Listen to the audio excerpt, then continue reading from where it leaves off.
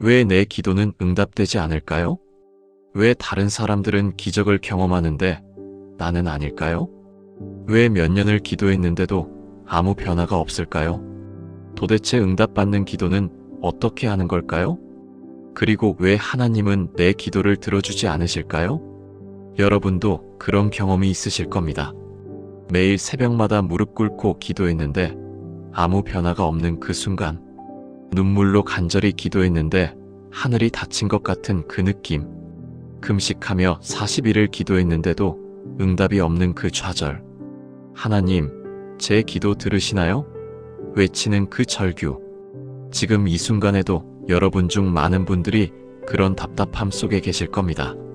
자녀를 위해 몇 년을 기도했는데 변화가 없으신 분, 질병 치유를 위해 간절히 기도했는데 여전히 아프신 분, 경제 문제로 하나님께 매달렸는데 더 어려워진 분, 가족 회복을 위해 눈물로 기도했는데 오히려 더 멀어진 분.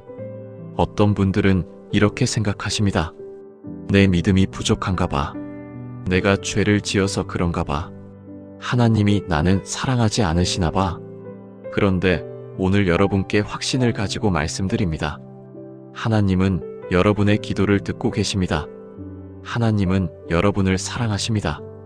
다만 우리가 기도와 응답에 대해 오해하고 있을 뿐입니다. 세상은 말합니다. 믿음으로 기도하면 무엇이든 다 된다. 정성을 다하면 하나님이 들어주신다. 영적인 것만 기도해야 응답된다. 그런데 정말 그럴까요?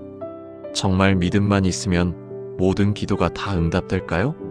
정말 많이 기도하면 하나님이 들어주실까요? 오늘 여러분께 말씀드리고 싶은 것이 있습니다. 기도의 응답을 받지 못해서 힘들어하시는 것이 아니라 실은 이미 받고 있는 응답을 보지 못하고 계신 것은 아닐까요? 오늘 제가 나눌 7가지 진리는 수천 명의 성도들이 경험한 기도의 비밀입니다. 이것을 깨달았을 때 30년 동안 응답 없던 기도가 응답되었고 평생 병상에 누워있던 분이 평안을 찾았으며 절망 속에 있던 가정이 회복되었습니다. 이것은 기적이 아닙니다. 기도의 본질을 회복한 것입니다. 지금부터 그 7가지 진리를 함께 나누겠습니다. 준비되셨습니까? 여러분, 우리는 왜 기도할까요? 필요한 것을 얻기 위해서일까요? 문제를 해결하기 위해서일까요? 원하는 것을 이루기 위해서일까요? 많은 사람들이 기도를 마치 주문처럼 생각합니다. 이렇게 기도하면 이루어진다. 저렇게 기도하면 응답된다. 마치 자동 판매기에 동전을 넣으면 음료수가 나오듯이 말이죠. 또 어떤 사람들은 기도를 계약처럼 생각합니다. 하나님, 이것을 주시면 저는 이렇게 하겠습니다. 하나님, 저를 도와주시면 헌금하겠습니다. 하나님, 이번만 응답해 주시면 봉사하겠습니다. 이것이 과연 기도일까요? 저는 이런 기도를 많이 들어왔습니다. 하나님, 제 아들이 좋은 대학에 가게 해주세요. 그러면 건축 헌금하겠습니다. 하나님, 이번 사업이 잘 되게 해주세요. 그러면 11조 2배로 드리겠습니다. 하나님, 제 병을 고쳐주세요. 그러면 선교사로 헌신하겠습니다. 혹시 여러분도 이런 식으로 기도하고 계시진 않습니까? 그런데 예수님은 뭐라고 말씀하셨을까요? 그러므로 너희는 이렇게 기도하라. 하늘에 계신 우리 아버지여. 마태복음 6장 9절. 주목하십시오. 예수님이 가르쳐 주신 기도의 첫 마디가 무엇입니까? 하늘에 계신 우리 아버지여. 기도는 아버지께 드리는 것입니다. 주인에게 드리는 것이 아닙니다. 판사에게 드리는 것이 아닙니다. 거래 상대에게 드리는 것이 아닙니다. 계약 당사자에게 드리는 것이 아닙니다. 아버지께 드리는 것입니다. 여러분, 아버지라는 단어가 주는 의미를 생각해 보셨습니까? 아버지는 자녀에게 무엇을 요구하지 않습니다. 아버지는 자녀와 거래하지 않습니다. 아버지는 자녀가 대가를 치르길 원하지 않습니다. 아버지는 그냥 자녀를 사랑합니다. 아버지는 그냥 자녀와 함께 있기를 원합니다. 아버지는 그냥 자녀의 이야기를 듣고 싶어 합니다. 그렇다면 기도는 무엇입니까? 기도는 자녀가 아버지와 나누는 대화입니다. 기도는 사랑하는 자녀가 아버지와 교제하는 시간입니다. 기도는 아버지의 품에 안기는 순간입니다. 여러분이 자녀를 생각해 보십시오. 자녀가 여러분에게 다가와서 무언가를 요구할 때 여러분은 그것을 줄지 말지만 생각하십니까? 아닙니다. 여러분은 먼저 이렇게 생각하시죠. 아, 우리 아이가 나한테 말을 거는구나. 우리 아이가 나를 필요로 하는구나. 우리 아이가 나를 신뢰하는구나. 우리 아이가 나를 찾는구나. 그것만으로도 감격스럽지 않습니까? 저는 두 아이의 아버지입니다. 제 아이들이 저에게 뭔가를 요구할 때 물론 그것을 들어줄 수 있는지도 생각합니다. 하지만 그보다 먼저 드는 생각은 이것입니다. 아, 이 아이가 나를 찾는구나. 이 아이가 나한테 의지하는구나. 그것만으로도 저는 행복합니다. 심지어 제가 들어줄 수 없는 것을 요구해도 화가 나지 않습니다. 실망하지 않습니다. 왜냐하면 중요한 것은 무엇을 구했느냐가 아니라 이 아이가 나를 찾았다는 사실 자체이기 때문입니다. 하나님도 마찬가지입니다. 제가 신학교에서 들었던 실화를 나누겠습니다. 미국의 한 선교사님이 멕시코에서 사역하실 때의 일입니다. 어느 날 저녁 집 문을 두드리는 소리가 났습니다. 선교사님이 문을 열어보니 11살쯤 되어 보이는 여자아이가 서 있었습니다. 아이의 모습은 참담했습니다. 온몸이 상처투성이었고 옷은 찢어져 있었고 머리는 헝클어져 있었고 얼굴은 겁에 질려 있었습니다. 선교사님이 물었습니다. 무슨 일이니? 어디서 왔니? 아이는 한참을 망설이다가 떨리는 목소리로 말했습니다. 저는 아이의 이야기는 이랬습니다. 엄마는 아이가 3살 때 돌아가셨습니다. 병으로 고생하다가 세상을 떠났습니다. 아빠는 알코올 중독자였습니다. 매일 술에 취해서 아이를 때렸습니다. 먹을 것도 제대로 주지 않았습니다. 학교도 보내주지 않았습니다. 아이는 집에 갇혀서 아빠의 폭력에 시달렸습니다. 그러다가 4개월 전 더 끔찍한 일이 일어났습니다. 아빠가 술에 취해서 총을 꺼내 들었습니다. 너 때문에 내 인생이 망가졌어. 네 엄마가 죽은 것도 다 네 탓이야. 너만 없으면 내가 다시 살 수 있어. 그리고 아이를 향해 총을 겨눴습니다. 아이는 필사적으로 도망쳤습니다. 창문으로 뛰어내렸습니다. 밤새 숨어서 도망쳤습니다. 그렇게 4개월을 떠돌아다녔습니다.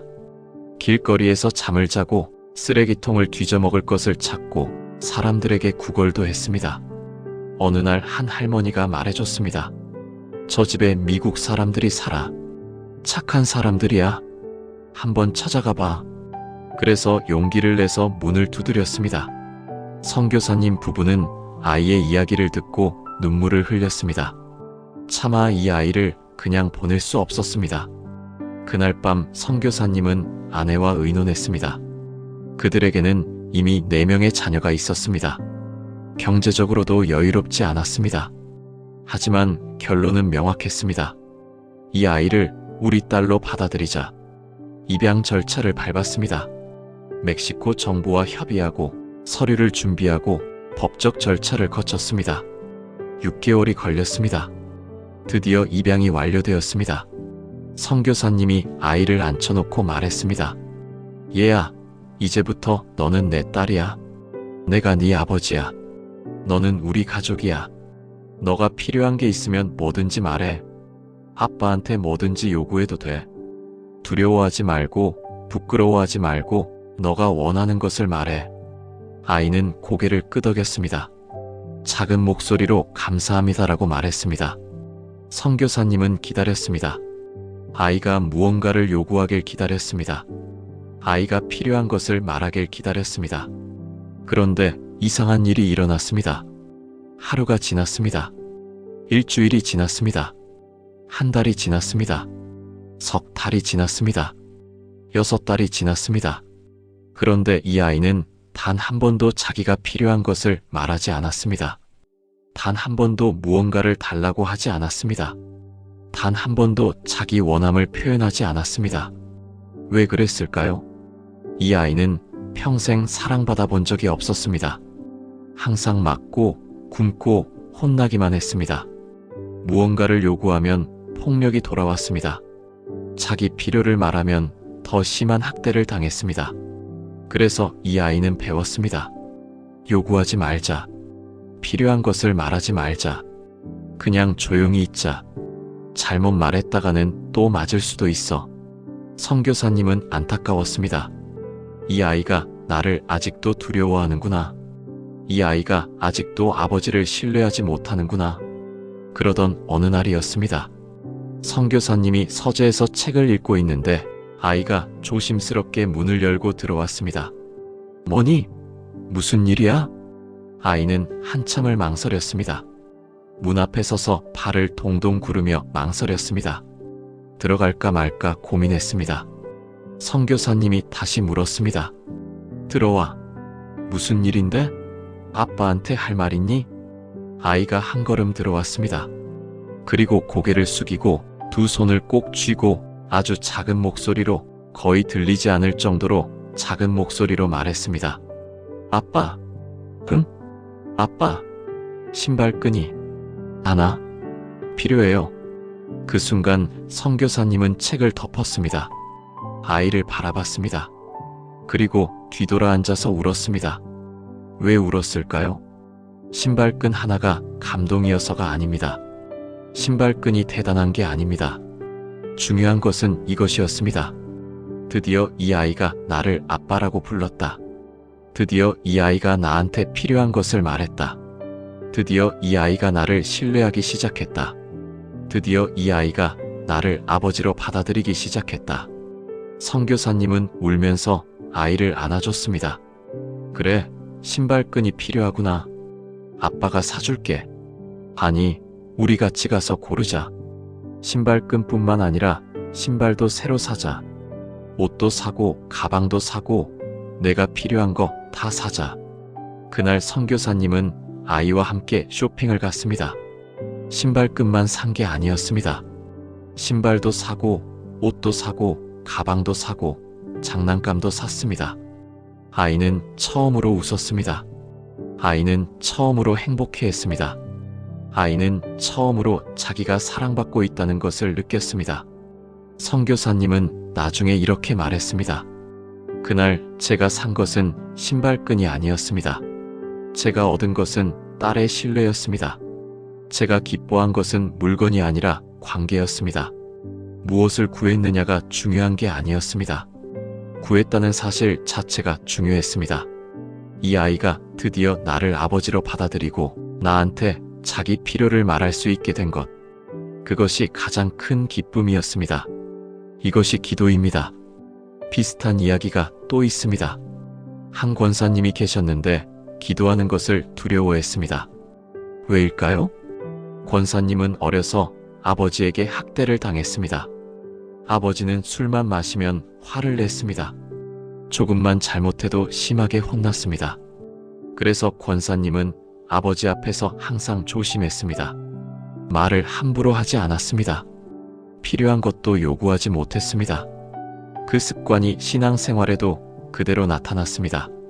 하나님 아버지께 기도할 때도 두려웠습니다. 잘못 기도하면 어떡하지? 하나님이 화내시면 어떡하지? 내가 이런 걸 구해도 되나? 그래서 기도할 때 항상 조심스러웠습니다.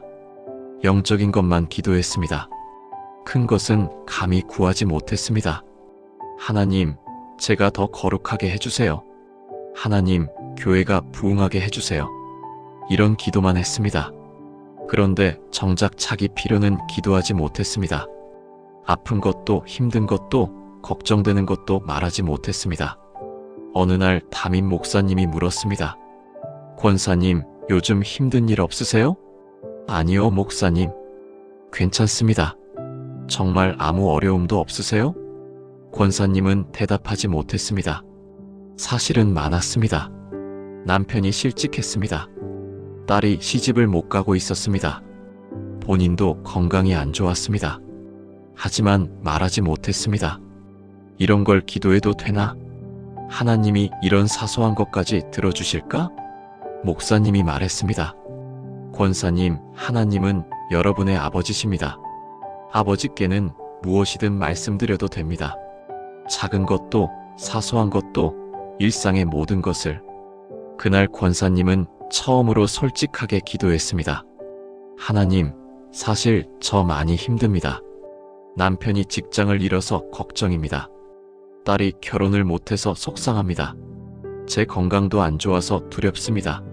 하나님, 이런 것도 기도해도 되나요? 이런 사소한 것도 들어주시나요? 그날 권사님은 하나님의 음성을 들었습니다. 내 딸아, 그래, 다 말해도 된다. 너가 말하는 모든 것을 내가 듣고 싶다. 작은 것도 큰 것도 다 내게 말하거라. 권사님은 울었습니다. 처음으로 하나님이 정말 아버지라는 것을 느꼈습니다. 여러분, 혹시 이렇게 생각하고 계시진 않습니까? 큰 것을 구해야 응답받을 수 있다. 영적인 것을 구해야 들어주신다. 작은 것은 기도할 필요가 없다. 사소한 것으로 하나님을 귀찮게 하면 안 된다. 아닙니다. 하나님은 여러분이 무엇을 구하느냐에 관심이 있으신 게 아닙니다. 하나님은 여러분이 당신께 나아오는 것에 관심이 있으십니다. 신발끈 하나도 괜찮습니다. 밥 한 끼도 괜찮습니다. 오늘 입을 옷도 괜찮습니다. 버스비도 괜찮습니다. 감기 낫게 해달라는 것도 괜찮습니다. 그 작은 필요조차도 하나님께 말씀드리는 것, 그것이 바로 관계입니다. 여러분이 자녀에게 원하는 것이 무엇입니까? 자녀가 큰일이 있을 때만 찾아오길 원하십니까? 자녀가 중요한 일만 말하길 원하십니까? 아닙니다. 여러분은 자녀가 이렇게 하길 원하시죠. 아빠, 오늘 학교에서 친구가 이렇게 말했어요. 엄마, 오늘 급식이 맛있었어요. 아빠, 오늘 선생님이 칭찬해줬어요. 엄마, 오늘 체육 시간이 재미있었어요. 이런 사소한 일상도 함께 나누길 원하시죠. 하나님도 마찬가지입니다. 오늘부터 여러분의 모든 필요를 하나님께 말씀드리십시오. 하나님, 오늘 날씨가 춥습니다. 하나님, 오늘 몸이 좀 피곤합니다. 하나님, 오늘 기분이 좋습니다. 하나님, 오늘 감사한 일이 있었습니다. 이건 너무 작은 일이라서 라고 생각하지 마십시오. 이건 영적인 게 아니라서 라고 망설이지 마십시오. 이런 사소한 걸로 하나님을 귀찮게 하면 안 돼 라고 주저하지 마십시오. 여러분의 아버지께서 듣고 계십니다. 여러분이 말하는 그 순간 감격해 하십니다. 여러분이 아버지라고 부르는 그 순간 하나님은 이미 기뻐하고 계십니다. 기도는 수단이 아닙니다. 기도는 관계입니다. 여러분은 하나님의 자녀입니다. 당당하게 아버지께 나아가십시오. 무엇이든 말씀드리십시오. 신발끈 하나도 구할 수 있습니다. 많은 사람들이 이렇게 생각합니다. 내가 구한 대로 되어야 응답이다. 내가 원한 것을 받아야 응답이다. 기도한 내용이 그대로 이루어져야 응답이다. 그런데 과연 그럴까요? 여러분, 만약 하나님께서 우리가 구하는 대로 다 들어주신다면 그것이 정말 좋은 일일까요? 생각해 보십시오. 우리가 구하는 것이 항상 우리에게 좋은 것일까요? 우리가 원하는 것이 항상 우리에게 유익한 것일까요? 어린아이를 생각해 보십시오. 아이가 칼을 달라고 하면 주시겠습니까? 아이가 불을 가지고 놀고 싶다고 하면 허락하시겠습니까? 아이가 독약이 든 음료수가 예쁘다고 마시고 싶다고 하면 주시겠습니까? 절대 주지 않으실 겁니다. 왜냐하면 그것이 아이에게 해롭기 때문입니다. 마찬가지로 우리가 하나님께 구하는 것도 때로는 우리에게 해로울 수 있습니다. 우리는 몰라서 독을 달라고 할 수 있습니다. 우리는 어리석어서 위험한 것을 달라고 할 수 있습니다. 그럴 때 하나님은 어떻게 하실까요? 예수님께서 이렇게 말씀하셨습니다. 너희 중에 누가 아들이 떡을 달라 하는데 돌을 주며 생선을 달라 하는데 뱀을 줄 사람이 있겠느냐? 너희가 악한 자라도 좋은 것으로 자식에게 줄 줄 알거든. 하물며 하늘에 계신 너희 아버지께서 구하는 자에게 좋은 것으로 주시지 않겠느냐? 마태복음 7장 9절에서 11절. 이 말씀을 주목하십시오. 떡을 달라고 하면 떡을 줍니다. 생선을 달라고 하면 생선을 줍니다. 그런데 만약 아이가 몰라서 돌을 달라고 하면 어떻게 하실까요? 독이 든 음식을 예뻐서 달라고 하면 어떻게 하실까요? 위험한 칼을 가지고 놀고 싶다고 하면 어떻게 하실까요? 그래도 하나님은 떡을 주십니다. 좋은 것을 주십니다. 안전한 것을 주십니다. 왜냐하면 하나님은 좋은 것을 주시는 아버지이시기 때문입니다. 여기서 핵심은 무엇입니까? 하나님은 우리가 구한 대로 주시는 분이 아니라 우리에게 필요한 좋은 것을 주시는 분이라는 것입니다. 우리가 A를 구했는데 B를 주신다면 그것은 하나님이 우리 기도를 안 들으신 게 아닙니다. B가 우리에게 더 필요하고 더 좋기 때문입니다.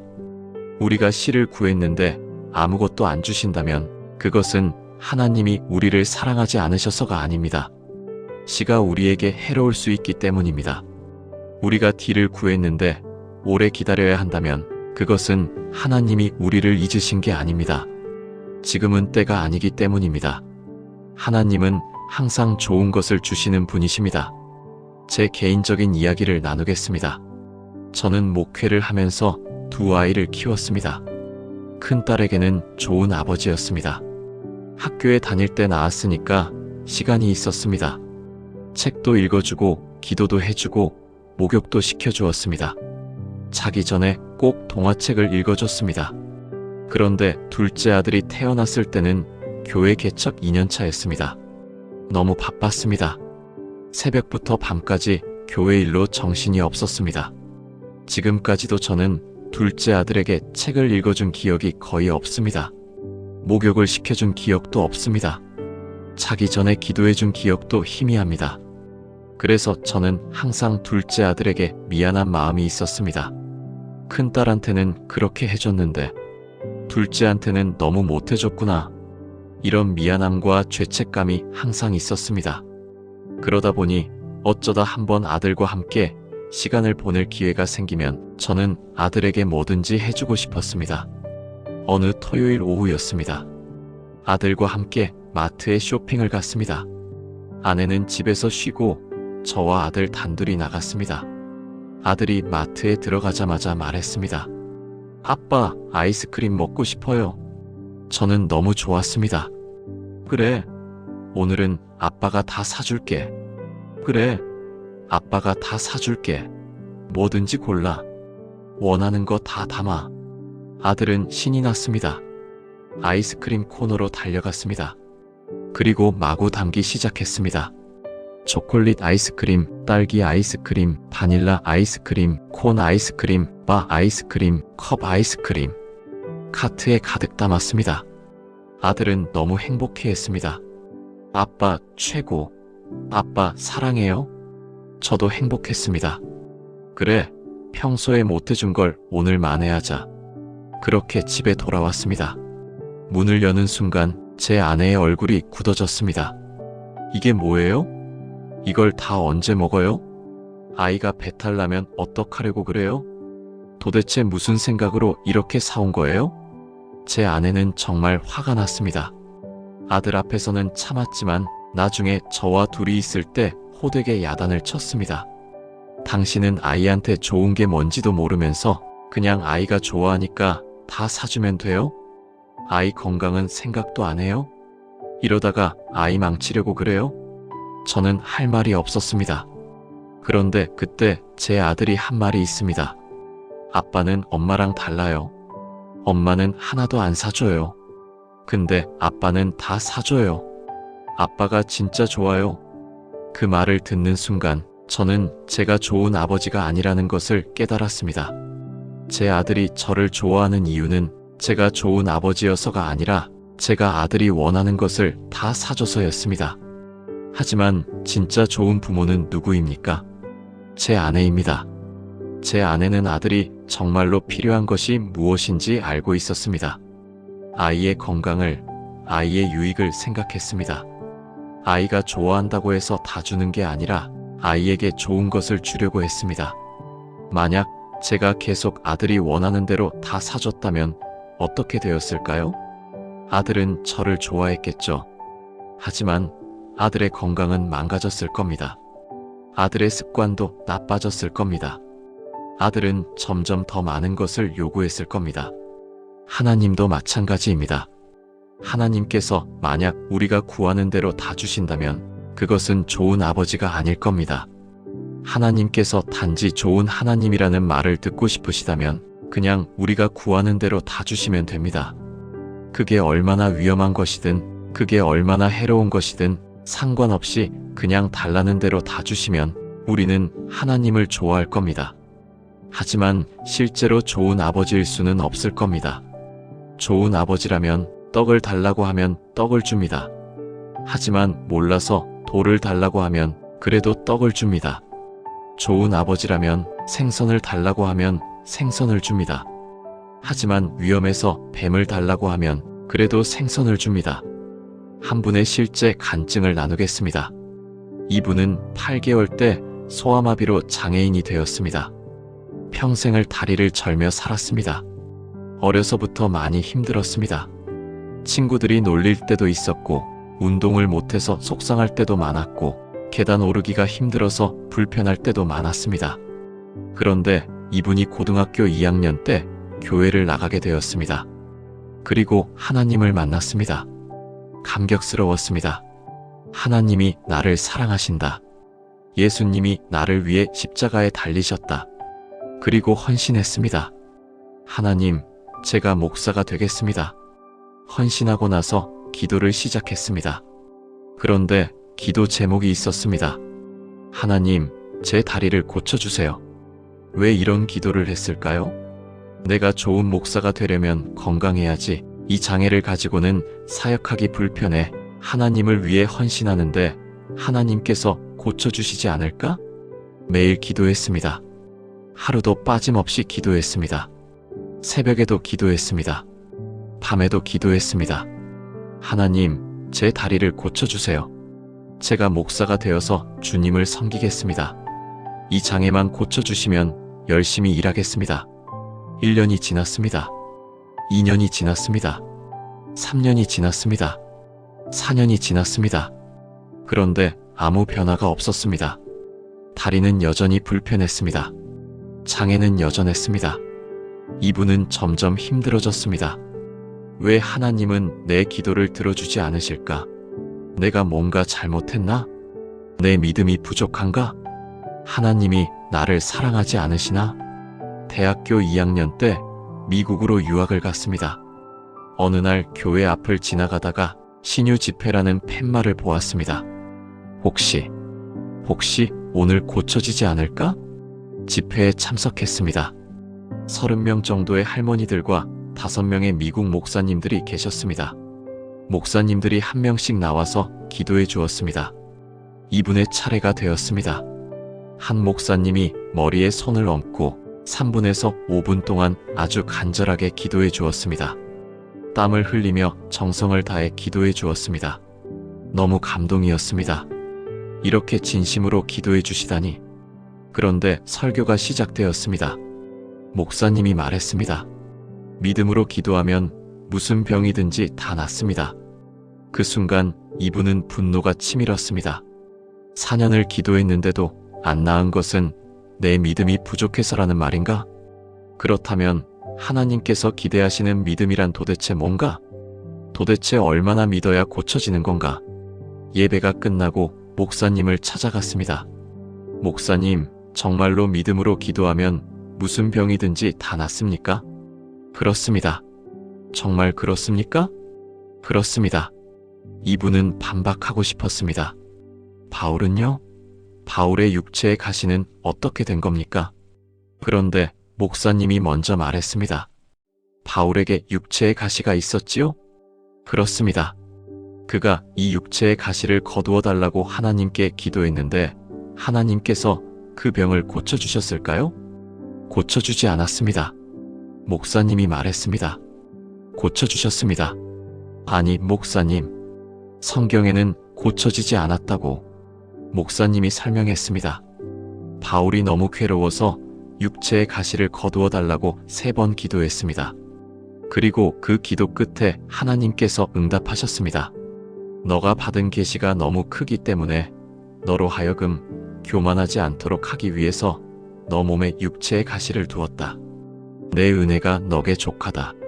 그 뜻을 깨닫고 난 다음에 바울이 또 기도했을까요? 안 했습니다. 그렇다면 그 병은 나은 겁니다. 왜냐하면 그것은 더 이상 그에게 병이 아니라 하나님께서 사용하시는 도구이기 때문입니다. 하나님께서 그를 통해서 그 일을 위해 하나님이 그 몸에 육체의 가시를 둔 것을 그가 깨달았다면 이제 더 이상은 그것을 질병으로 여겨서 괴로워하지 않았을 것입니다. 그러면 그 병이 나은 것입니다. 그날 이분의 병이 나았습니다. 물리적으로 다리가 고쳐진 것은 아닙니다. 여전히 다리는 불편했습니다. 여전히 절뚝거렸습니다. 하지만 마음이 고쳐졌습니다. 이것은 병이 아니구나. 이것은 저주가 아니구나. 이것은 하나님이 사용하시는 도구구나. 이것은 하나님의 계획이구나. 더 이상 다리 때문에 괴로워하지 않았습니다. 더 이상 장애 때문에 불평하지 않았습니다. 더 이상 고쳐달라고 기도하지 않았습니다. 오히려 감사하기 시작했습니다. 하나님, 이것을 통해 당신을 더 깊이 알게 되었습니다. 하나님, 이것을 통해 다른 사람의 아픔을 이해하게 되었습니다. 하나님, 이것을 통해 당신의 은혜가 족하다는 것을 알게 되었습니다. 지금 이분은 목사님이 되어 사역하고 계십니다. 그리고 이렇게 간증합니다. 하나님은 제가 구한 대로 주지 않으셨습니다. 저는 다리가 고쳐지길 원했습니다. 하지만 하나님은 더 좋은 것을 주셨습니다. 바로 평안을 주셨습니다. 하나님의 계획을 이해하는 지혜를 주셨습니다. 내 은혜가 너게 족하다는 그 약속을 경험하게 하셨습니다. 여러분, 구한 대로 되지 않았다고 응답이 아닌 것이 아닙니다. 하나님은 좋은 것을 주시는 분입니다. 때로는 우리가 구한 것보다 더 좋은 것을 주십니다. 때로는 우리가 구한 것 대신 진짜 필요한 것을 주십니다. 때로는 우리가 구한 때가 아닌 더 좋은 때에 주십니다. 여러분이 지금 구한 대로 되지 않았다면 실망하지 마십시오. 화내지 마십시오. 포기하지 마십시오. 하나님은 이미 응답하고 계십니다. 다만 여러분이 생각한 방식과 다를 뿐입니다. 돌을 구했는데 떡을 주신 것입니다. 뱀을 구했는데 생선을 주신 것입니다. 아이스크림을 구했는데 건강한 음식을 주신 것입니다. 그것이 진짜 사랑입니다. 그것이 진짜 응답입니다. 오늘 이렇게 기도해 보십시오. 하나님, 제가 구한 대로 되지 않아도 괜찮습니다. 하나님께서 좋은 것을 주실 것을 믿습니다. 제가 원하는 것이 아니라 하나님께서 주시는 것을 받겠습니다. 그때 여러분은 진짜 응답을 경험하게 될 것입니다. 하나님은 좋은 아버지이십니다. 많은 사람들이 생각합니다. 많이 기도해야 응답된다. 40일 금식해야 들어주신다. 철야 기도를 해야 응답받는다. 새벽마다 나가야 기도가 응답된다. 정말 그럴까요? 하나님은 기도의 숫자를 세고 계실까요?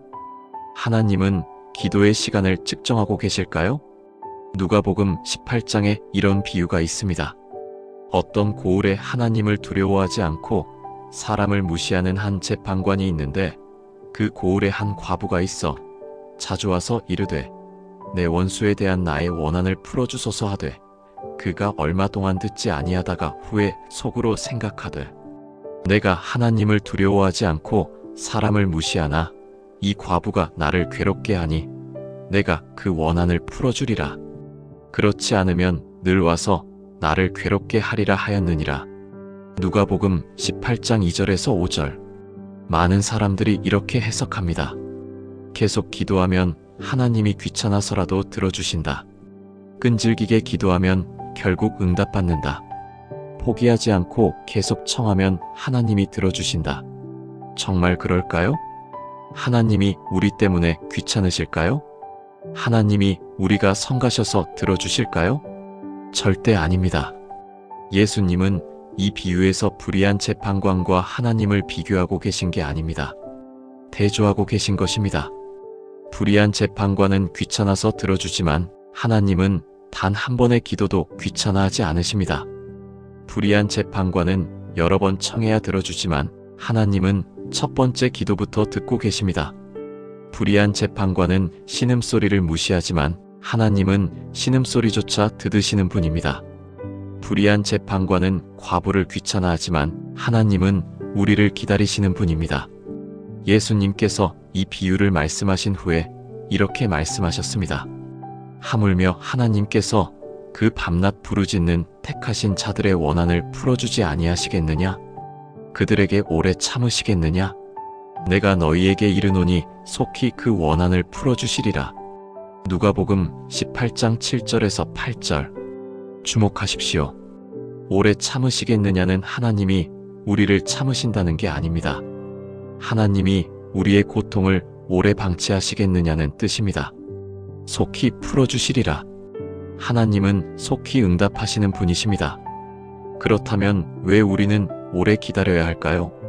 그것은 하나님이 안 듣고 계셔서가 아닙니다. 하나님의 때가 있기 때문입니다. 시편 56편 8절을 보십시오. 나의 유리함을 주께서 계수하셨으니 나의 눈물을 주의 병에 담으소서. 이것이 주의 책에 기록되지 아니하였나이까. 하나님은 우리의 눈물을 병에 담고 계십니다. 하나님은 우리의 기도를 책에 기록하고 계십니다. 하나도 빠뜨리지 않고 계십니다. 로마서 8장 26절도 보십시오. 이와 같이 성령도 우리의 연약함을 도우시나니 우리는 마땅히 기도할 바를 알지 못하나 오직 성령이 말할 수 없는 탄식으로 우리를 위하여 친히 간구하시느니라. 우리가 제대로 기도하지 못해도, 우리가 말이 나오지 않아도, 우리가 그냥 신음만 해도 성령님께서 대신 기도하고 계십니다. 하나님은 한 번의 기도도 놓치지 않으십니다. 한 어머니의 이야기입니다. 아들이 마약에 중독되었습니다. 처음에는 가벼운 호기심이었습니다. 친구들과 어울리다가 시작했습니다. 하지만 점점 깊이 빠져들었습니다. 고등학교 때 시작해서 20대 내내 마약에서 벗어나지 못했습니다. 30대가 되어서도 마찬가지였습니다. 감옥을 수없이 드나들었습니다. 재활원에도 여러 번 들어갔습니다. 하지만 나오면 다시 마약에 손을 댔습니다. 가족들은 하나둘씩 포기했습니다. 아버지가 먼저 포기했습니다. 저 자식은 이제 없는 자식으로 여기자. 형제들도 포기했습니다. 형은 우리 가족이 아니야? 친척들도 포기했습니다. 그 아이는 이제 끝났어. 하지만 어머니만은 기도를 멈추지 않았습니다. 매일 새벽 5시에 일어나 기도했습니다. 하나님, 제 아들을 구원해 주세요. 하나님, 제 아들을 마약에서 건져주세요. 10년이 지났습니다. 20년이 지났습니다. 30년이 지났습니다. 아들은 여전히 마약에 빠져 있었습니다. 변화가 보이지 않았습니다. 주변 사람들이 말했습니다. 권사님, 이제 그만 포기하세요. 30년을 기도했는데도 안 되잖아요. 하나님이 안 들어주시나 봐요. 하지만 어머니는 포기하지 않았습니다. 어느 날 어머니가 이런 말씀을 읽었습니다. 나 여호와가 이같이 말하노라. 용사의 포로도 빼앗을 것이요 강포자의 빼앗은 것도 건져낼 것이니 이는 내가 너를 대적하는 자를 대적하고 내가 내 자녀를 구원할 것임이라. 이사야 49장 25절. 용사의 포로도 빼앗을 것이요. 그날 어머니의 기도가 바뀌었습니다. 하나님, 제 아들이 마약이라는 용사에게 포로로 잡혀 있습니다. 하지만 하나님께서 용사의 포로도 빼앗으신다고 하셨습니다. 지금 제 아들을 마약의 손에서 빼앗아 주십시오. 사탄의 손에서 빼앗아 주십시오. 더 이상 하나님 제발요가 아니라 하나님 약속하셨습니다 였습니다. 더 이상 간청이 아니라 선포였습니다. 3년을 그렇게 기도했습니다. 어느 날 아들에게서 전화가 왔습니다. 엄마. 아들의 목소리가 떨렸습니다. 엄마, 나 재활원에 들어가고 싶어요. 이번에는 정말로 끊고 싶어요. 엄마, 도와주세요. 어머니는 눈물을 흘렸습니다. 33년 만에 전화였습니다.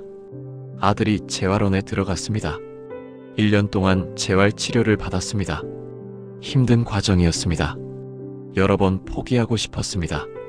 하지만 어머니는 계속 기도했습니다.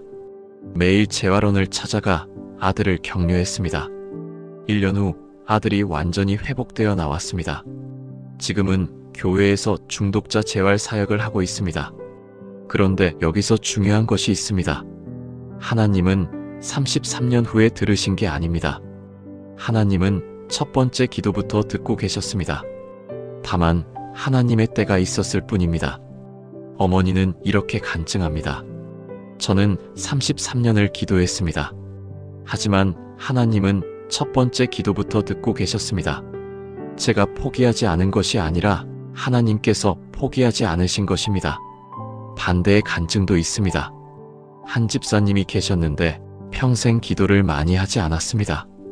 교회는 나갔지만 새벽 기도는 나가지 않았습니다. 금식 기도도 해본 적 없었습니다. 철야 기도도 한 번도 안 했습니다. 그냥 주일 예배만 드리고 수요 예배 가끔 참석하고 그렇게 신앙생활했습니다. 어느 날 아들이 교통사고를 당했습니다. 중환자실에 실려갔습니다. 생명이 위독했습니다. 집사님은 병원으로 달려갔습니다. 중환자실 밖에서 기도하려고 했습니다. 그런데 기도가 나오지 않았습니다. 평소에 기도를 안 해서 어떻게 기도해야 할지 몰랐습니다. 그냥 울기만 했습니다. 하나님, 그것밖에 나오지 않았습니다. 목사님이 오셨습니다. 집사님, 기도하십시오. 목사님, 기도가 안 나옵니다. 뭐라고 기도해야 할지 모르겠습니다. 목사님이 말했습니다. 괜찮습니다. 울음도 기도입니다. 신음도 기도입니다. 그리고 로마서 8장 26절을 읽어주셨습니다. 이와 같이 성령도 우리의 연약함을 도우시나니 우리는 마땅히 기도할 바를 알지 못하나 오직 성령이 말할 수 없는 탄식으로 우리를 위하여 친히 간구하시느니라. 집사님은 그냥 울었습니다. 말이 나오지 않았습니다. 그냥 하나님 하고 울기만 했습니다. 3일이 지났습니다. 아들이 깨어났습니다. 의사가 말했습니다. 기적입니다. 이 정도 사고면 보통 깨어나지 못하는데 집사님은 깨달았습니다. 내가 제대로 기도하지 못했는데 말도 나오지 않았는데 그런데 하나님이 들어주셨구나. 집사님은 이렇게 고백합니다. 저는 평생 기도를 많이 하지 않았습니다. 새벽 기도도 금식 기도도 철야 기도도 안 했습니다. 그런데 한 번의 신음으로 하나님이 응답하셨습니다. 하나님은 기도의 숫자를 세지 않으십니다. 하나님은 한 번의 기도도 소중히 여기십니다. 여러분이 지금 몇 년을 기도했는데 응답이 없다면 하나님이 안 듣고 계시는 게 아닙니다. 하나님은 첫 번째 기도부터 듣고 계십니다. 여러분의 신음소리도 듣고 계십니다. 여러분의 눈물도 기억하고 계십니다. 시편 56편 8절이 말씀합니다. 나의 유리함을 주께서 계수하셨으니 나의 눈물을 주의 병에 담으소서. 하나님은 여러분의 눈물을 병에 담고 계십니다. 하나도 잊지 않고 계십니다. 많이 기도해야 들으시는 분이 아닙니다. 한 번의 기도도 소중히 여기시는 분입니다. 오늘 이렇게 고백해 보십시오. 하나님, 제가 많이 기도하지 못했습니다. 하지만 하나님은 제 한 번의 기도도 들으십니다. 하나님, 감사합니다. 여러분이 제대로 기도하지 못해도 괜찮습니다. 여러분이 말이 나오지 않아도 괜찮습니다. 여러분이 그냥 신음만 해도 괜찮습니다. 하나님은 듣고 계십니다. 성령님이 대신 기도하고 계십니다. 포기하지 마십시오. 하나님은 한 번의 기도도 놓치지 않으십니다. 많은 사람들이 말합니다. 믿음으로 기도하면 다 이루어진다. 조금도 의심하지 말고 구하라. 반드시 될 거라고 확신해야 한다. 그래서 사람들은 생각합니다. 안 될 거라는 생각을 하면 안 돼.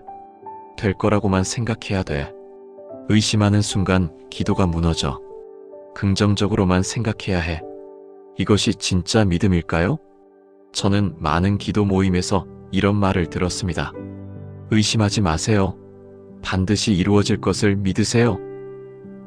부정적인 생각을 하는 순간 사탄이 역사합니다. 될 거다, 될 거다, 될 거다. 계속 고백하세요. 심지어 어떤 곳에서는 이렇게 말합니다. 안 된다는 말을 입에 담지도 마세요. 안 좋은 상상도 하지 마세요. 오직 긍정적인 고백만 하세요. 그래서 사람들은 자기 최면을 겁니다. 된다, 된다, 된다. 이루어진다, 이루어진다, 이루어진다. 받았다, 받았다, 받았다. 이것이 진짜 믿음일까요? 그렇다면 이것은 믿음이 아니라 정신통일일 뿐입니다.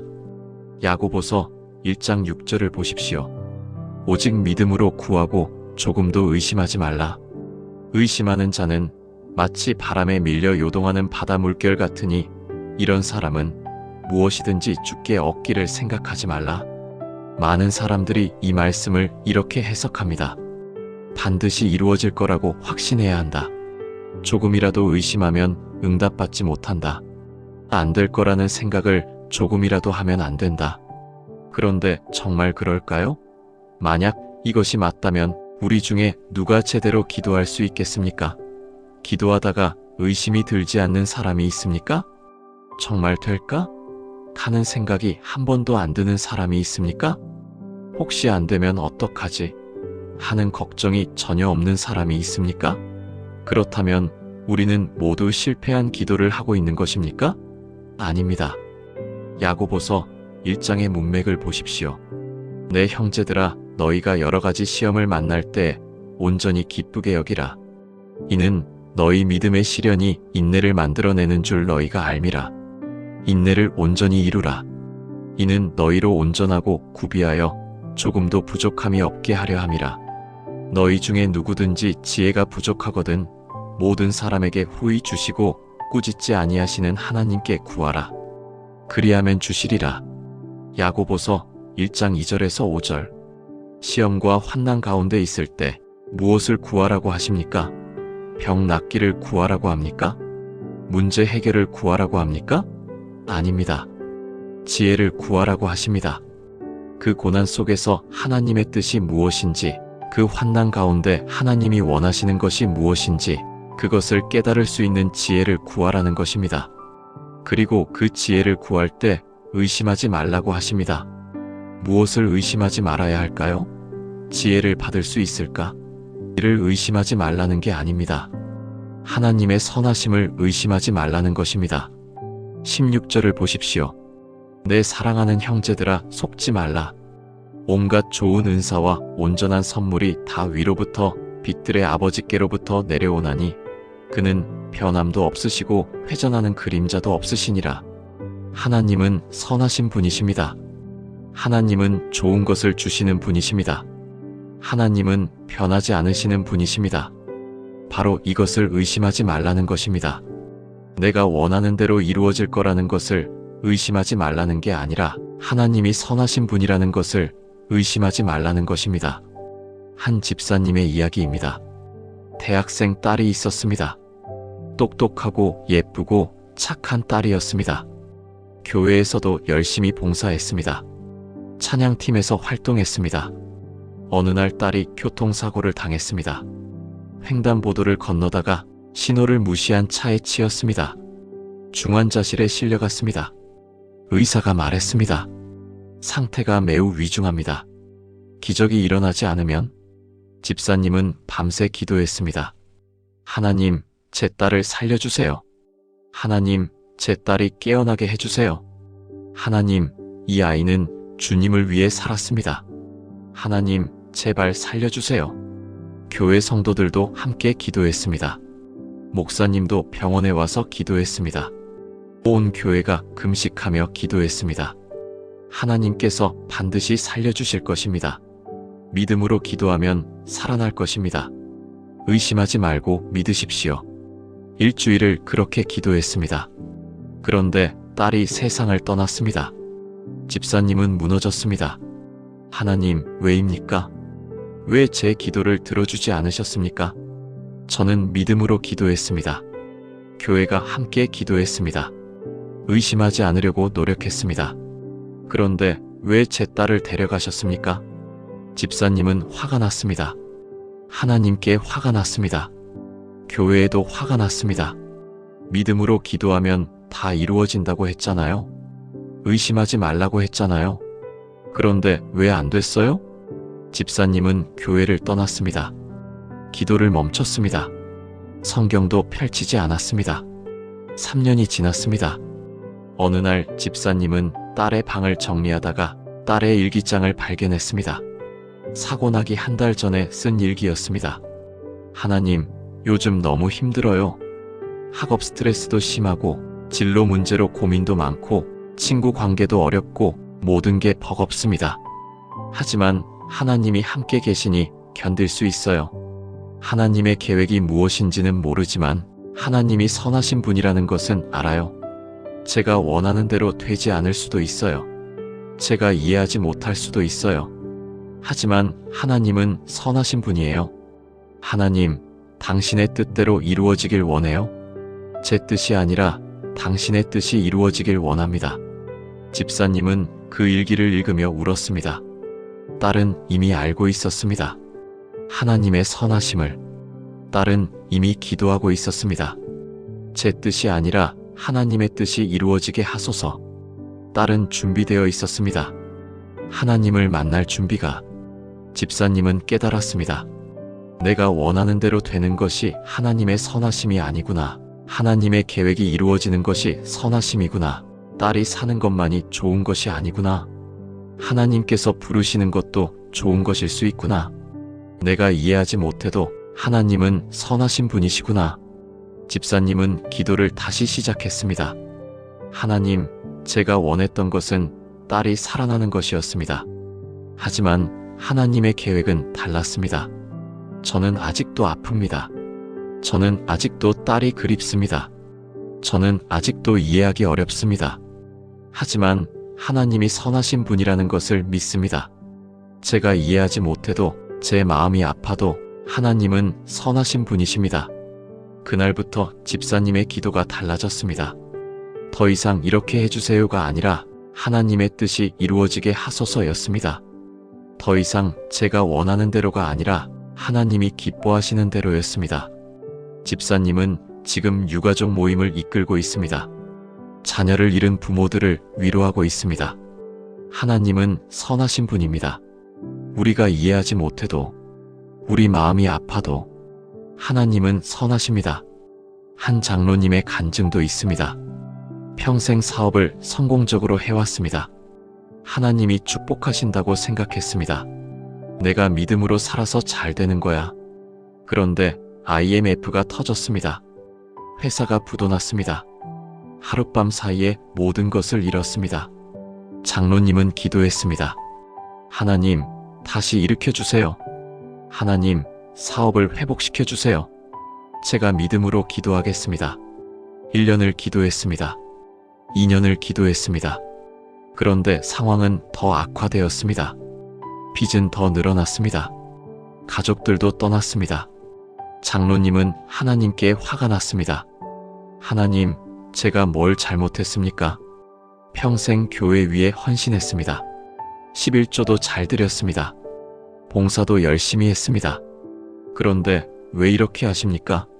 목사님이 찾아왔습니다. 장로님, 지금 하나님께 무엇을 구하고 계십니까? 사업 회복입니다. 돈입니다. 명예 회복입니다. 목사님이 말했습니다. 그것이 정말 장로님에게 필요한 것입니까? 당연하지 않습니까? 장로님, 사업이 잘 될 때 하나님을 찾으셨습니까? 장로님은 대답하지 못했습니다. 사업이 잘 될 때는 새벽 기도에 나가지 않았습니다. 바빠서, 피곤해서. 사업이 잘 될 때는 성경을 읽지 않았습니다. 시간이 없어서. 사업이 잘 될 때는 기도하지 않았습니다. 필요가 없어서.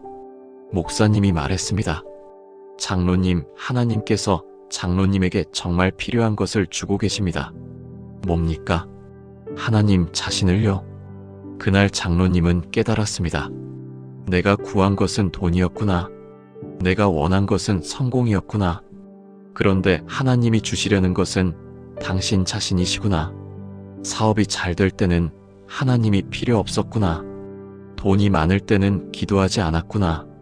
성공했을 때는 하나님을 멀리했구나. 하지만 실패하고 나서야 하나님을 찾게 되었구나. 장로님은 기도를 바꿨습니다. 하나님, 사업을 회복시켜 주세요가 아니라 하나님, 당신을 더 알게 해주세요. 하나님, 돈을 주세요가 아니라 하나님, 당신과 동행하게 해주세요. 신기한 일이 일어났습니다. 상황은 여전히 어려웠습니다. 빚은 여전히 많았습니다. 하지만 장로님은 평안했습니다. 5년 후 빚을 다 갚았습니다. 7년 후 사업을 회복했습니다. 하지만 장로님은 말합니다. 빚을 갚은 것이 중요한 게 아닙니다. 사업을 회복한 것이 중요한 게 아닙니다. 하나님을 만난 것이 가장 큰 축복이었습니다. 내가 원하는 대로 되지 않았지만 하나님은 선하신 분이십니다. 여러분, 진짜 믿음이 무엇입니까? 진짜 믿음은 내가 원하는 대로 반드시 이루어질 거라고 확신하는 게 아닙니다. 진짜 믿음은 이것입니다. 내가 원하는 대로 되지 않아도 하나님은 선하신 분이시다. 내가 이해하지 못해도 하나님은 선하십니다. 내가 받아들이기 어려워도 하나님은 선하십니다. 내 기도대로 되지 않아도 하나님은 선하십니다. 내 계획이 무너져도 하나님은 선하십니다. 내 꿈이 깨져도 하나님은 선하십니다. 이것이 진짜 믿음입니다. 여러분이 지금 기도 응답을 받지 못해서 힘들다면 이렇게 고백해 보십시오. 하나님, 아직 응답이 보이지 않습니다. 하지만 하나님은 선하신 분이십니다. 하나님, 제가 이해하지 못합니다. 하지만 하나님은 선하신 분이십니다. 하나님, 제 마음이 아픕니다. 하지만 하나님은 선하신 분이십니다. 이것이 의심하지 않는 믿음입니다. 반드시 될 거야, 될 거야, 될 거야 하는 것이 믿음이 아닙니다. 하나님은 선하시다, 선하시다, 선하시다. 이것이 진짜 믿음입니다. 오늘부터 여러분의 고백을 바꾸십시오. 하나님, 제 뜻대로 이루어지길 원합니다가 아니라 하나님, 당신의 뜻대로 이루어지길 원합니다. 하나님, 제가 원하는 것을 주세요가 아니라 하나님, 당신이 주시는 것을 받겠습니다. 하나님, 제 계획을 이루어 주세요가 아니라 하나님, 당신의 계획을 이루어 주세요. 그때 여러분은 진짜 믿음으로 기도하게 될 것입니다. 하나님은 선하신 분이십니다. 여러분, 질문 하나 드리겠습니다. 만약 기도하지 않으면 하나님이 아무것도 안 해주실까요? 기도해야만 하나님이 우리에게 필요한 것을 주실까요? 많은 사람들이 그렇게 생각합니다. 기도해야 받는다. 구해야 주신다. 기도하지 않으면 받지 못한다. 기도 안 하면 하나님이 일하지 않으신다. 정말 그럴까요? 만약 그렇다면 심각한 문제가 생깁니다. 우리가 기도하지 못할 때는 어떡합니까? 너무 아파서 기도하지 못할 때는? 너무 바빠서 기도하지 못할 때는? 너무 힘들어서 기도하지 못할 때는? 그럴 때는 하나님이 아무것도 안 하실까요? 저는 제 인생을 돌아봅니다.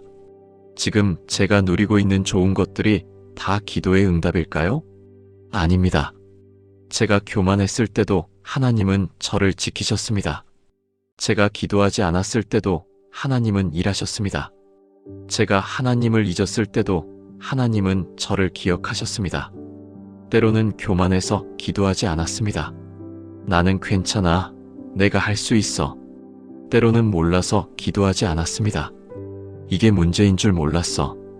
때로는 너무 바빠서 기도하지 않았습니다. 시간이 없어. 나중에 해야지. 그런데도 불구하고 하나님은 저에게 좋은 것을 주셨습니다. 건강을 주셨습니다. 제가 구하지 않았는데도 매일 숨을 쉬게 하셨습니다. 가족을 주셨습니다. 제가 구하기 전에 이미 준비하셨습니다. 은사를 주셨습니다. 제가 알기도 전에 이미 주셨습니다. 사명을 주셨습니다. 제가 헌신하기 전에 이미 계획하셨습니다. 이것들이 다 제가 구해서 받은 것일까요? 아닙니다. 하나님의 선하신 섭리 가운데 주신 것입니다. 마태복음 7장으로 다시 가보겠습니다. 떡을 구하면 떡을 줍니다. 돌을 구해도 떡을 줍니다. 좋은 아버지니까. 그런데 구하지 않으면 어떻게 하실까요? 좋은 아버지라면 구하지 않아도 떡을 주십니다. 왜냐하면 자녀에게 필요한 것을 아시기 때문입니다. 여러분의 자녀를 생각해 보십시오. 자녀가 밥을 안 달라고 하면 안 주십니까? 자녀가 옷을 안 달라고 하면 안 입히십니까? 자녀가 학교 가기 싫다고 하면 안 보내십니까? 아닙니다. 자녀에게 필요한 것은 구하지 않아도 주시죠.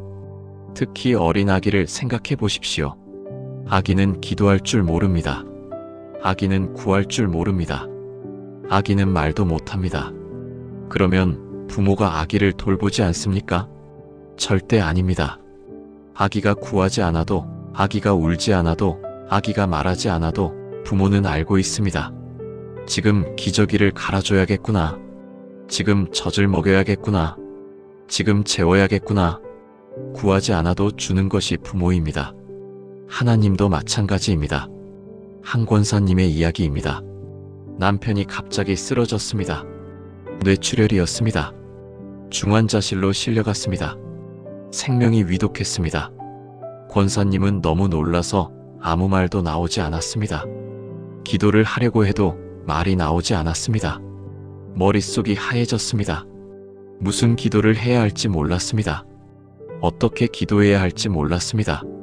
그냥 중환자실 밖에서 울기만 했습니다. 말이 나오지 않았습니다. 생각이 정리되지 않았습니다. 목사님이 오셨습니다. 권사님, 기도하셔야죠. 목사님, 기도가 안 나옵니다.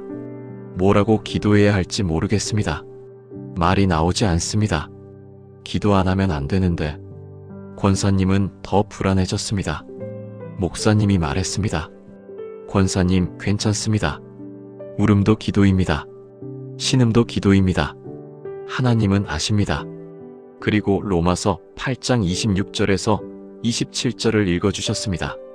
이와 같이 성령도 우리의 연약함을 도우시나니 우리는 마땅히 기도할 바를 알지 못하나 오직 성령이 말할 수 없는 탄식으로 우리를 위하여 친히 간구하시느니라.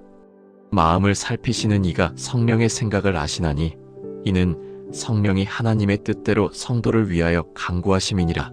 권사님은 그 말씀을 듣고 조금 위로받았습니다.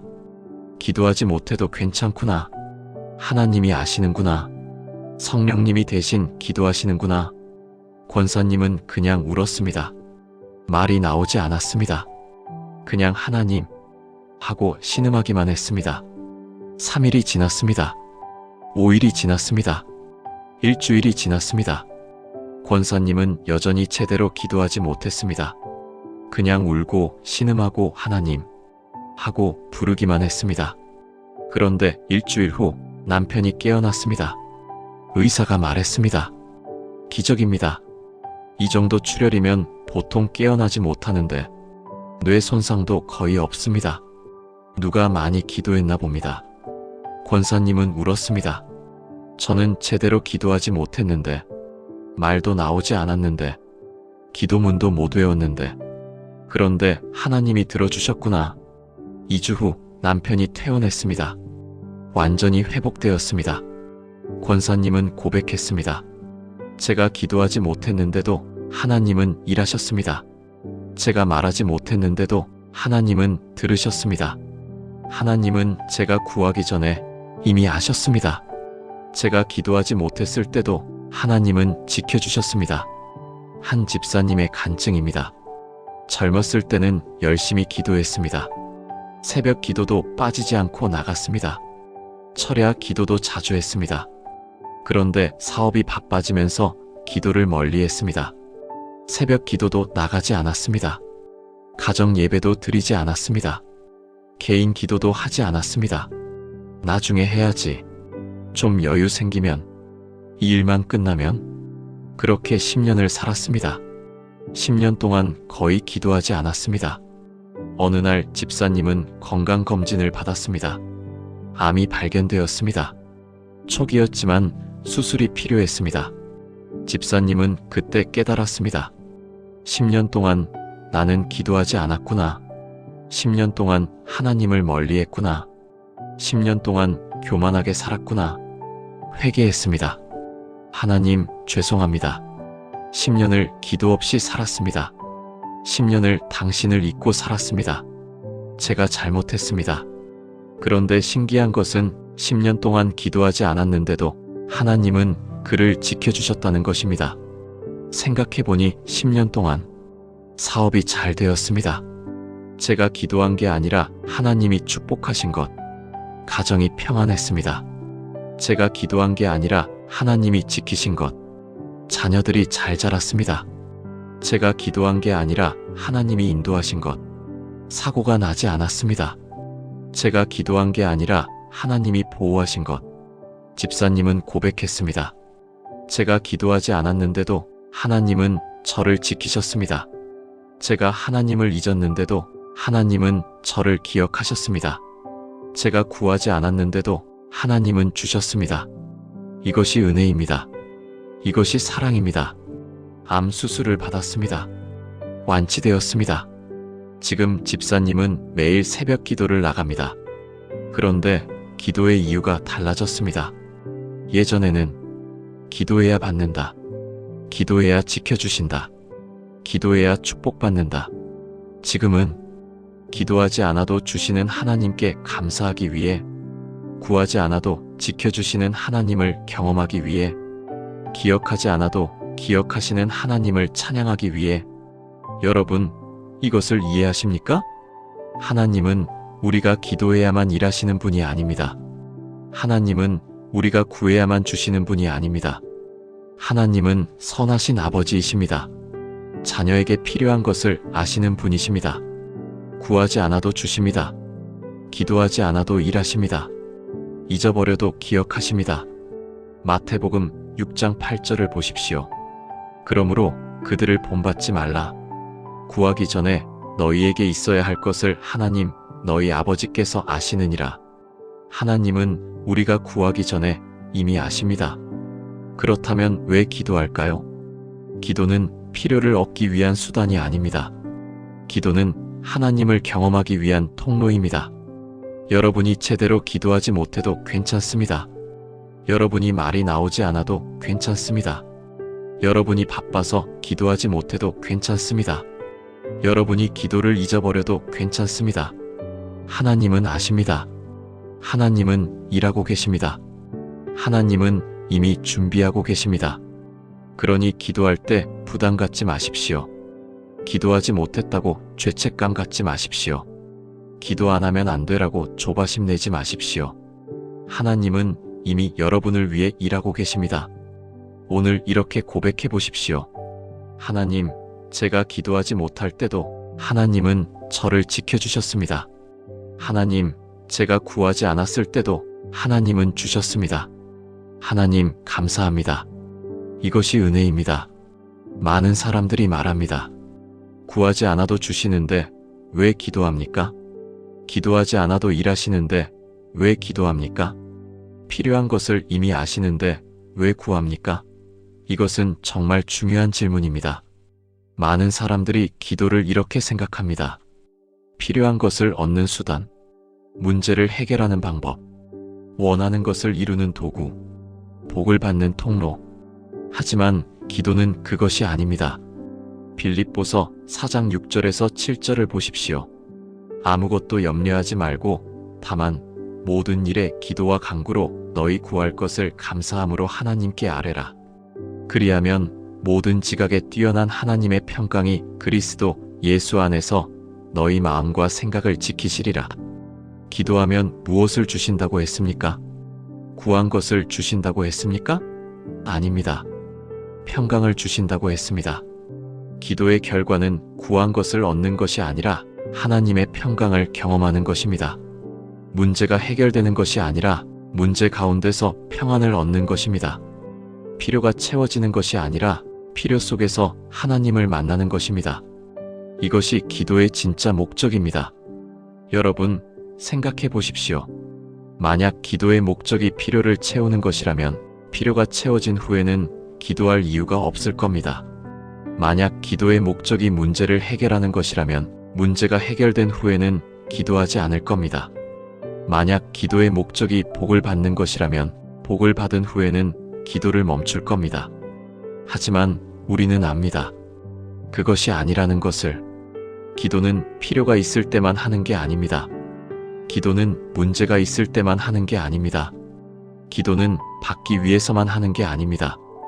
기도는 하나님을 경험하기 위해 하는 것입니다. 시편 73편 25절, 26절을 보십시오. 하늘에서는 주 외에 누가 내게 있으리요? 땅에서는 주밖에 내가 사모할 이 없나이다. 내 육체와 마음은 쇠약하나 하나님은 내 마음의 반석이시요 영원한 분깃이시라. 기도의 목적은 하나님을 사모하는 것입니다. 기도의 목적은 하나님을 경험하는 것입니다. 기도의 목적은 하나님과 동행하는 것입니다. 한 전도사님의 이야기입니다. 심한 불안장애를 앓고 있었습니다. 미래가 두려웠습니다. 내일이 걱정되었습니다. 모든 것이 불안했습니다. 잠을 이룰 수가 없었습니다. 병원에 갔습니다. 불안장애입니다. 약을 드셔야 합니다. 약을 먹기 시작했습니다. 조금 나아지는 것 같았습니다. 하지만 근본적인 해결이 되지 않았습니다. 약을 먹어도 여전히 불안했습니다. 약을 먹어도 여전히 걱정되었습니다. 약을 먹어도 여전히 두려웠습니다. 전도사님은 기도하기 시작했습니다. 하나님, 제 불안을 없애주세요. 하나님, 제가 평안하게 해주세요. 하나님, 걱정 없이 살게 해주세요. 하나님, 두려움을 제거해주세요. 매일 기도했습니다. 새벽마다 기도했습니다. 밤마다 기도했습니다. 하지만 불안은 사라지지 않았습니다. 여전히 두려웠습니다. 여전히 걱정되었습니다. 전도사님은 좌절했습니다. 왜 하나님은 내 기도를 들어주지 않으실까? 왜 이 불안을 없애주지 않으실까? 어느 날 담임 목사님이 말했습니다. 전도사님, 잘못 기도하고 계십니다. 네? 제가 뭘 잘못했습니까? 불안을 없애달라고 기도하지 마세요. 그럼 뭐라고 기도합니까? 하나님을 경험하기 위해 기도하세요. 전도사님은 이해하지 못했습니다. 목사님이 설명했습니다. 지금 전도사님의 기도는 이렇습니다. 하나님, 불안을 없애주세요. 하나님, 평안을 주세요. 하나님, 걱정을 제거해 주세요. 이것은 불안에 초점이 맞춰진 기도입니다. 문제에 초점이 맞춰진 기도입니다. 그래서 기도할 때마다 불안이 더 크게 느껴집니다. 문제가 더 선명해집니다. 이렇게 기도해 보세요. 하나님, 당신이 누구신지 알고 싶습니다. 하나님, 당신을 더 깊이 경험하고 싶습니다. 하나님, 당신과 동행하고 싶습니다. 불안 속에서도 당신을 만나고 싶습니다. 두려움 가운데서도 당신을 경험하고 싶습니다. 전도사님은 반신반의했습니다. 하지만 시도해 보기로 했습니다. 그날부터 기도를 바꿨습니다. 더 이상 불안을 없애주세요가 아니라 하나님, 당신을 알고 싶습니다. 더 이상 평안을 주세요가 아니라 하나님, 당신과 함께하고 싶습니다. 더 이상 문제를 해결해 주세요가 아니라 하나님, 이 상황 속에서 당신을 경험하고 싶습니다. 신기한 일이 일어났습니다. 불안이 완전히 사라진 것은 아닙니다. 여전히 때때로 불안했습니다.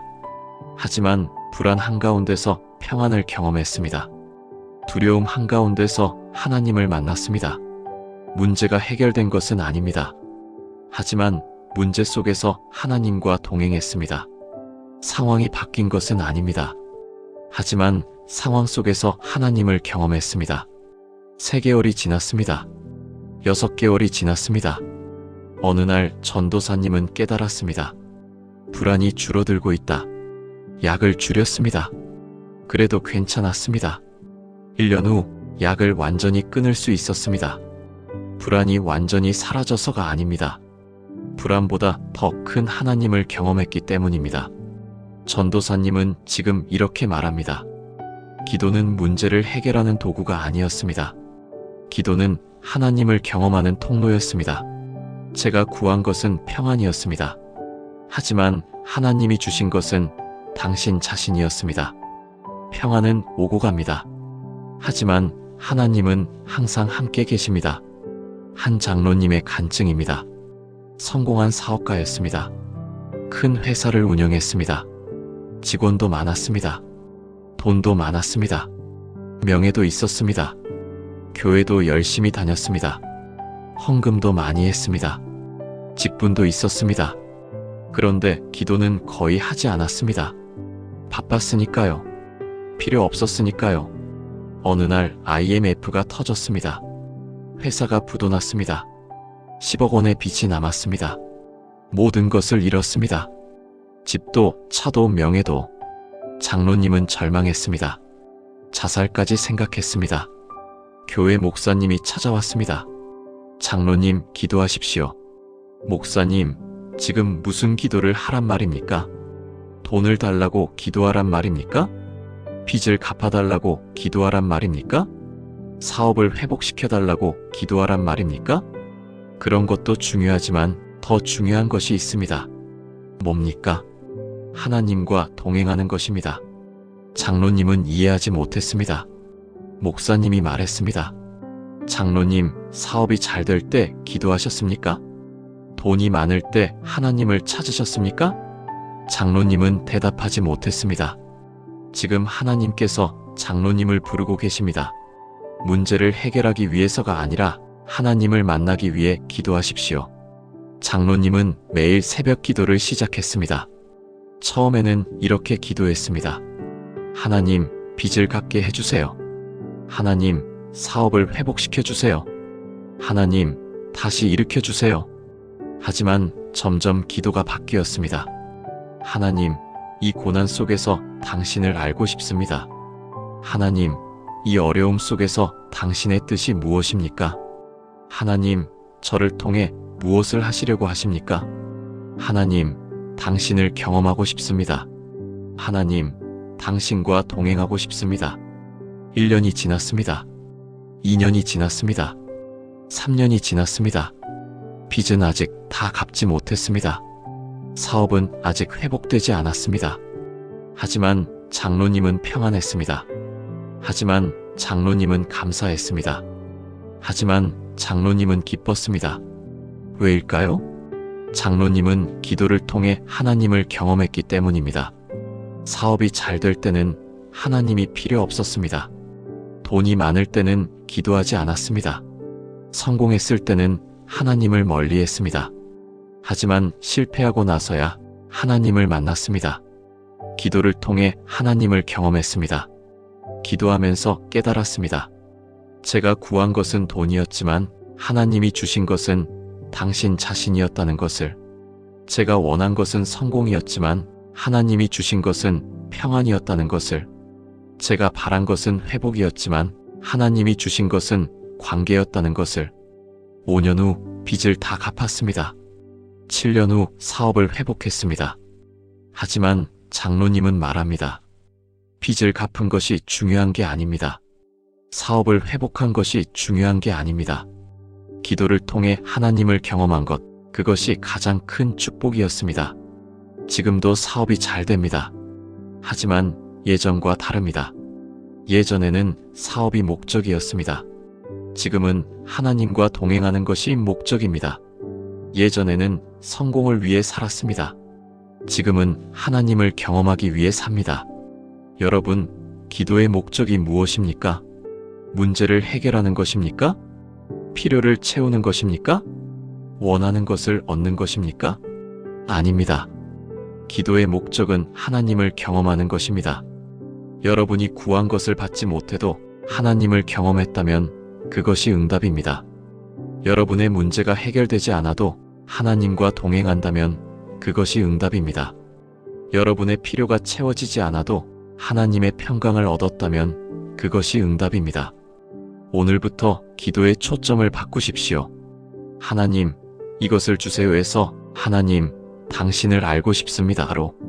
하나님, 저 문제를 해결해 주세요에서 하나님, 이 상황 속에서 당신을 경험하고 싶습니다로. 하나님, 제 뜻대로 이루어지게 해주세요에서 하나님, 당신의 뜻을 알고 싶습니다로. 그때 여러분은 진짜 응답을 경험하게 될 것입니다. 문제가 해결되지 않아도 하나님을 만났다면 그것이 진짜 응답입니다. 필요가 채워지지 않아도 하나님과 동행했다면 그것이 진짜 축복입니다. 기도하십시오. 하나님을 경험하기 위해 기도하십시오. 많은 사람들이 말합니다. 아직 응답이 없어요. 언제쯤 응답받을까요? 도대체 응답이 올까요? 기다리고 기다려도 아무 변화가 없어요. 그런데 혹시 이런 생각을 해보셨습니까? 응답이 이미 시작되었을 수도 있다는 것을요. 마가복음 11장 24절을 보십시오. 그러므로 내가 너희에게 말하노니 무엇이든지 기도하고 구하는 것은 받은 줄로 믿으라. 그리하면 너희에게 그대로 되리라. 주목하십시오. 받을 줄로 믿으라가 아닙니다. 받은 줄로 믿으라입니다. 과거형입니다. 이미 받았다는 것입니다. 이것이 무슨 뜻일까요? 하나님은 이미 응답하셨습니다. 다만 우리가 그것을 보지 못하고 있을 뿐입니다. 여러분, 씨앗을 심으면 즉시 나무가 자라납니까? 아닙니다. 땅 속에서 먼저 변화가 일어납니다. 우리 눈에는 아무것도 안 보입니다. 하지만 땅 속에서는 엄청난 일이 일어나고 있습니다. 씨앗이 싹을 틔우고 뿌리를 내리고 줄기를 뻗고 있습니다. 보이지 않지만 일어나고 있습니다. 기도도 마찬가지입니다. 우리 눈에는 아무 변화가 안 보입니다. 하지만 보이지 않는 곳에서 하나님이 일하고 계십니다. 영적 세계에서 움직임이 있습니다. 천사들이 움직이고 있습니다. 하나님의 계획이 진행되고 있습니다. 다만 우리가 보지 못할 뿐입니다. 마지막 간증을 나누겠습니다. 한 어머니가 있었습니다. 아들이 5명 있었는데 모두 불신자였습니다. 어머니는 첫째 아들이 태어났을 때부터 기도했습니다. 하나님, 제 아들들이 구원받게 해주세요. 10년이 지났습니다. 20년이 지났습니다. 30년이 지났습니다. 40년이 지났습니다. 50년이 지났습니다. 하지만 아들들은 끝까지 교회에 나오지 않았습니다. 어머니는 90세가 되었습니다. 임종이 가까워졌습니다. 마지막까지 기도했습니다.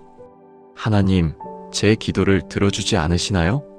50년을 기도했는데 제가 죽기 전에 한 번만이라도 아들들이 교회에 나오는 걸 보고 싶습니다. 하지만 아들들은 오지 않았습니다. 어머니는 그렇게 세상을 떠났습니다. 장례식이 있었습니다. 첫째 아들이 관 앞에서 울었습니다. 어머니, 죄송합니다. 어머니가 50년을 기도하셨는데 저는 한 번도 교회에 가지 않았습니다. 어머니가 그렇게 간절히 원하셨는데 저는 들은 척도 하지 않았습니다. 둘째 아들도 울었습니다. 어머니, 이제 알았습니다. 어머니의 기도가 얼마나 간절했는지, 어머니의 사랑이 얼마나 컸는지. 셋째 아들도, 넷째 아들도, 다섯째 아들도 모두 울었습니다. 그리고 그날 5 아들이 함께 결단했습니다. 어머니의 기도가 헛되지 않게 하자. 우리가 교회에 나가자. 어머니가 그렇게 바라셨잖아. 한개월 후 5 아들이 함께 교회에 나왔습니다. 6개월 후 5 아들이 모두 세례를 받았습니다. 1년 후 5 가정이 모두 신앙생활을 시작했습니다. 지금은 5 가정, 25명이 함께 예배드리고 있습니다. 손자, 손녀들도 모두 교회에 다닙니다. 어머니는 살아서 보지 못했습니다. 하지만 어머니의 기도는 응답되었습니다. 50년이 걸렸지만 응답은 이미 시작되고 있었습니다. 어머니가 처음 기도했을 때부터 하나님은 일하고 계셨습니다. 보이지 않는 곳에서 아들들의 마음속에서 하나님은 준비하고 계셨습니다. 어머니의 죽음이 아들들의 마음을 녹였습니다. 어머니의 50년 기도가 아들들의 영혼을 일깨웠습니다. 응답은 이미 시작되고 있었습니다. 여러분, 응답이 보이지 않는다고 응답이 없는 게 아닙니다. 하나님은 이미 일하고 계십니다. 보이지 않는 곳에서 움직이고 계십니다. 여러분의 기도는 하늘에 쌓이고 있습니다. 여러분의 눈물은 병에 담기고 있습니다. 여러분의 간구는 기록되고 있습니다.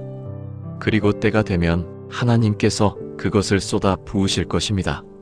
씨앗을 심으면 즉시 나무가 자라납니까? 아닙니다. 땅 속에서 먼저 변화가 일어납니다. 기도도 마찬가지입니다. 눈에 보이지 않는 곳에서 먼저 일어납니다. 영적 세계에서 움직이고 있습니다. 사람들의 마음속에서 변화가 시작되고 있습니다. 하나님의 계획이 진행되고 있습니다. 여러분의 기도는 이미 응답되고 있습니다. 다만 아직 보이지 않을 뿐입니다. 포기하지 마십시오. 계속 기도하십시오. 보이지 않아도 믿으십시오. 들리지 않아도 확신하십시오. 응답은 이미 시작되었습니다. 오늘 이렇게 고백해 보십시오. 하나님, 아직 보이지 않습니다. 하지만 하나님은 일하고 계십니다. 하나님, 아직 들리지 않습니다. 하지만 하나님은 응답하고 계십니다. 하나님 믿습니다. 응답은 이미 시작되었습니다. 사랑하는 여러분, 오늘 우리는 기도와 응답에 관한 7가지 진리를 나누었습니다. 첫째, 기도는 관계입니다. 수단이 아니라 아버지와 나누는 대화입니다. 신발끈 하나도 구할 수 있습니다. 작은 것도 사소한 것도 모든 것을 아버지께 말씀드릴 수 있습니다. 둘째, 하나님은 좋은 것을 주시는 분입니다. 우리가 구한 대로가 아니라 우리에게 필요한 것을 주십니다. 돌을 구해도 떡을 주십니다. 뱀을 구해도 생선을 주십니다. 우리가 원하는 것보다 더 좋은 것을 주십니다. 셋째, 하나님은 한 번의 기도도 놓치지 않으십니다. 많이 기도해야 듣는 분이 아닙니다. 첫 번째 기도부터 듣고 계십니다. 신음소리도 눈물도 모두 기억하십니다. 넷째, 하나님의 선하심을 믿는 것이 진짜 믿음입니다. 내가 원하는 대로 이루어지는 게 믿음이 아닙니다. 하나님이 선하신 분이라는 것을 믿는 게 믿음입니다. 내가 이해하지 못해도 하나님은 선하십니다. 다섯째, 구하지 않아도 하나님은 좋은 것을 주십니다. 기도해야만 받는 게 아닙니다. 구해야만 주시는 게 아닙니다. 기도하지 못해도 괜찮습니다. 하나님은 이미 일하고 계십니다. 여섯째, 기도는 하나님을 경험하는 통로입니다. 문제 해결이 목적이 아닙니다. 필요를 채우는 것이 목적이 아닙니다. 하나님과 동행하는 것이 목적입니다. 하나님을 경험하는 것이 진짜 응답입니다. 일곱째, 응답은 이미 시작되었습니다. 보이지 않아도 일하고 계십니다. 들리지 않아도 응답하고 계십니다. 씨앗이 땅 속에서 자라듯이 보이지 않는 곳에서 하나님이 일하고 계십니다. 포기하지 마십시오. 오늘부터 여러분의 기도를 바꾸십시오. 더 이상 이것을 주세요가 아니라 하나님을 경험하고 싶습니다. 더 이상 저 문제를 해결해 주세요가 아니라 이 상황 속에서 하나님의 뜻이 무엇입니까? 더 이상 왜 응답하지 않으십니까? 가 아니라 이미 일하고 계시는 하나님을 믿습니다. 그리고 기억하십시오. 여러분은 신발끈 하나도 구할 수 있습니다. 작은 것도 큰 것도 모든 것을 말씀드릴 수 있습니다. 왜냐하면 여러분은 하나님의 자녀이기 때문입니다. 하나님은 여러분의 아버지이시기 때문입니다. 이 영상이 도움이 되셨다면 좋아요 버튼을 눌러주세요. 댓글로 아멘을 남겨주시면 오늘 기도가 응답될 것입니다. 구독하시면 매일 은혜의 말씀이 여러분을 찾아갑니다. 알림 설정하시면 새 영상이 올라올 때마다 알려드립니다. 주변에 기도 응답 받지 못해 힘들어하는 분들께 나눠주세요. 공유하시면 더 많은 분들이 은혜 받고 기도의 능력을 경험합니다. 여러분의 기도에 하나님의 응답이 가득하기를 기도합니다. 구한 대로가 아니라 하나님의 선하심대로 응답 받으시길 기도합니다. 보이지 않는 곳에서 일하시는 하나님을 경험하시길 기도합니다. 하나님의 평강이 여러분의 마음과 생각을 지키시길 기도합니다. 기도 응답 받지 못해도 괜찮습니다. 하나님은 이미 응답하고 계십니다. 제대로 기도하지 못해도 괜찮습니다. 하나님은 여러분의 신음도 들으십니다. 오래 기도하지 못해도 괜찮습니다. 하나님은 한 번의 기도도 기억하십니다. 여러분은 하나님의 사랑받는 자녀입니다. 그러므로 염려하지 말고 기도하십시오. 하나님이 여러분과 함께 계십니다. 아멘. 감사합니다.